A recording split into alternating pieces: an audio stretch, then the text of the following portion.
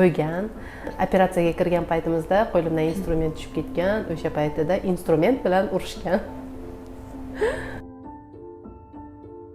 Juda ham ko'p, ustozimdan juda ham ko'p gap eshitgan paytim bo'lgan. Bu eng esda qolarlisi shu, yana qaysidir operatsiyaga kirganmiz ginekologiyaga, instrument qo'limdan tushib ketgan. O'sha paytda juda ham qo'rqinchli holatda so'kishlar eshitganman.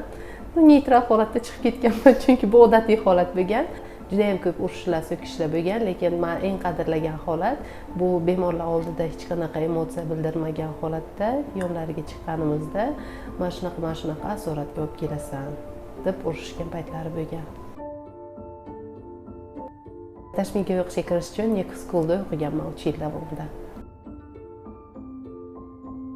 Eng yomon ustozlarni men Toshmiyda uchratganman. Do'zaxga tushishni o'ylashyapti emas degan ibora Toshmiy uchun bo'lgan. Albatta, o'qituvchilik kasbini tanlaganlar bor.